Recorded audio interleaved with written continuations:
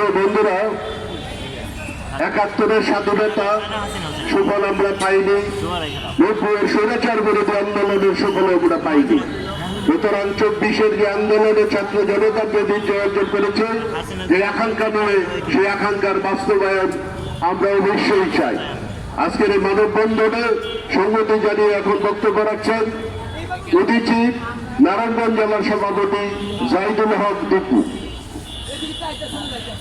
আজকে সভার সভাপতি, সমবেত বন্ধুরা, আমরা প্রচলিতভাবে অতীতে যা দেখেছি যে একটি দল যায় আরেকটি দল আসে, লুটপাট আগে যারা করত সেই নামে ছদ্মনামে নতুন যারা আসে তারা লুটপাট করে, দখলদারি করে, এবং এবারও তারা মনে করেছে একইভাবে আমি হাট মাঠ ঘাট এগুলো দখল করব এবং বিভিন্নভাবে চাঁদাবাজি করব, নৈরাজ্য তৈরি করব। এবং আমরা কিন্তু শুরুতেই দেখলাম তাই কিন্তু। এবং আজকে ৫ তারিখ থেকে আজকে ১০-১১ দিন হয়ে গেল। প্রতিটি রাতে মানুষ কীভাবে রাত যাপন করছে আমরা দেখছি। কারণটা এখানে আমাদের পুলিশ ভাইরা এখনও জয়েন করে নাই, আমাদের প্রশাসন এখনও ওইভাবে কার্যকরী না। কিন্তু আমরা তো আছি, আমরা জনগণ তো আছি। সুতরাং আমরা আশা করব পুলিশের যে মনোবল এগুলো অতি তাড়াতাড়ি ফিরে আসবে এবং তারা কাজে যোগদান করবে। মহল্লায় আমরা যারা আছি,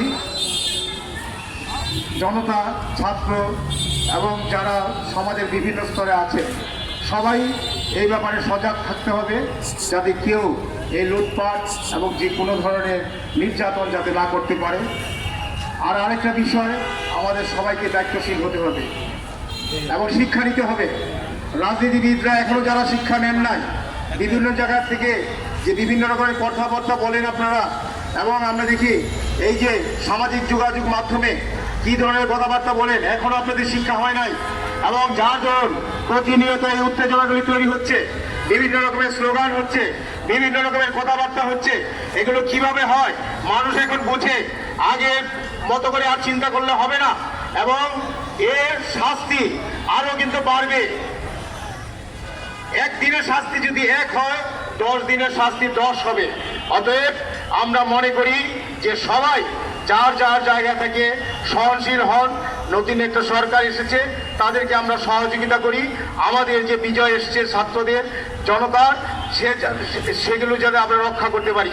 পাশাপাশি আমি এও বলতে চাই, আমরা কিছু ক্যারিশমা দেখতে